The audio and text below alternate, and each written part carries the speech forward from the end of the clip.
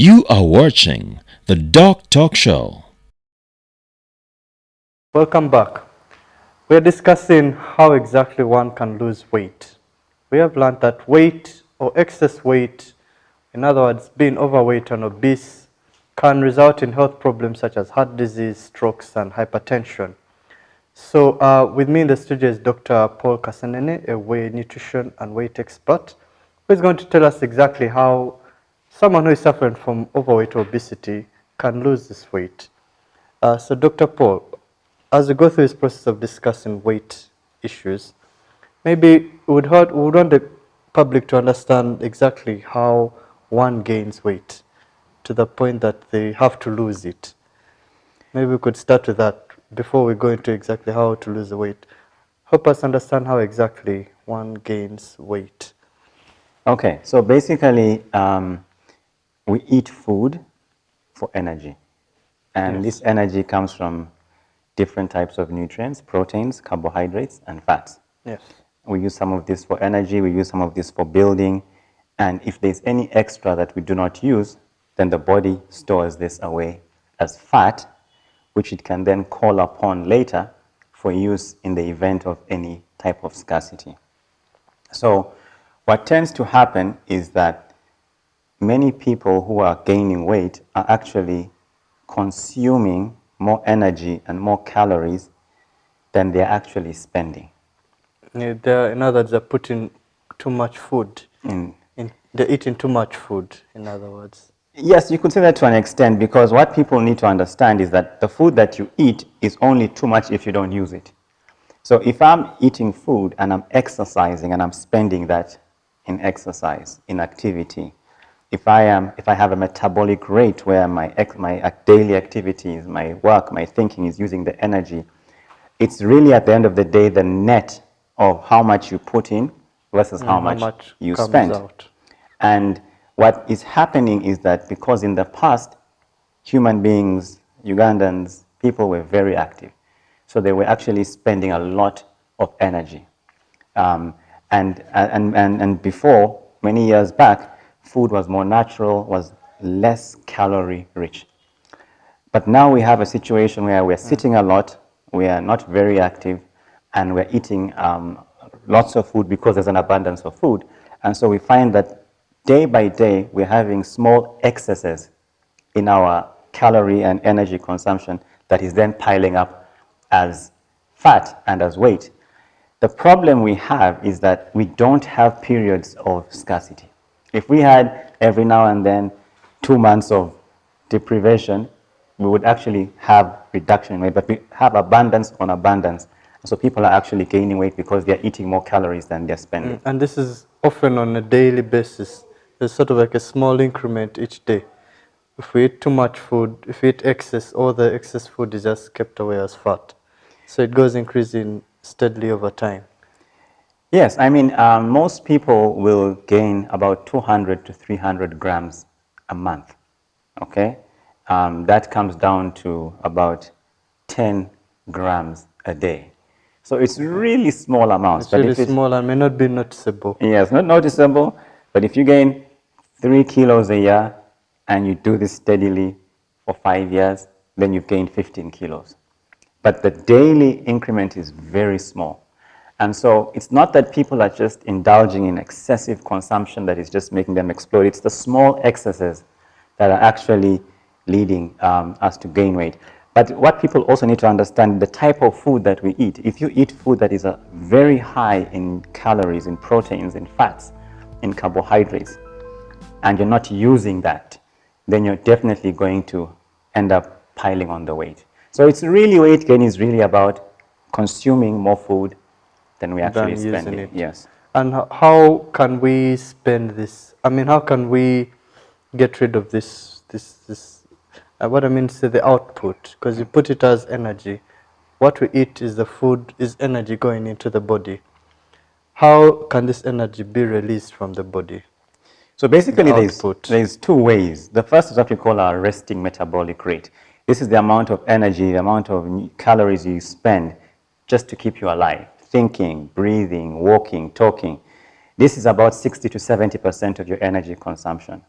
And then we have exercise or deliberate physical activity. Are you going to work out, or are you walking, taking the lifts versus taking the stairs? Are you jumping on a boda instead of walking?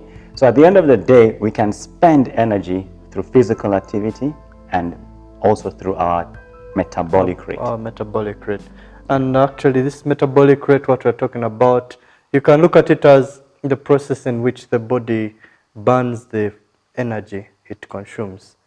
The food you eat is converted into energy. So how this body consumes this energy to keep you alive, whether it's to keep your muscles working or to help you breathe or to help you think, all this is what is termed as metabolism, or all the basic energy expenditure of the body. And it's often regulated by a hormone system. Hormones are chemical messengers, and one of the hormonal glands which are important in maintaining the body's metabolism is a gland called the thyroid gland, located somewhere in the neck.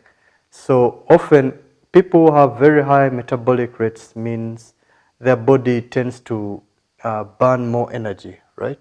So they Yes. have very high metabolic rates, and most often they won't have problems with weight gain because the weight is often maintained because they burn a lot of energy. And having a slow thyroid, hypothyroidism, is a risk factor for weight gain. But anytime we have abnormalities in our hormone levels, we will also be at risk for weight gain. Reproductive hormones, estrogen and progesterone levels, if you have an imbalance in these hormones, you can be predisposed to weight gain. Reproductive hormones are sometimes go hand in hand with birth control. Many people are actually using hormonal contraception, and this hormonal contraception can actually be the primary reason for you gaining weight or for you failing to lose weight.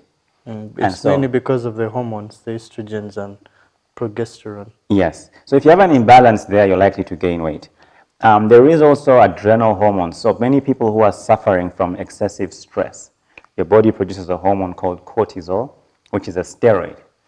And this steroid, we all know that steroids, or maybe people should be aware that steroids actually increase weight. So either you're taking steroids as medication, but if you're stressed, you're also producing internal steroids, and these can actually make you fail to lose weight. So aside, in line with the medical and hormonal imbalances, we have medications. The three big ones are insulin. Insulin is actually used to control blood sugar, and it's a useful medication.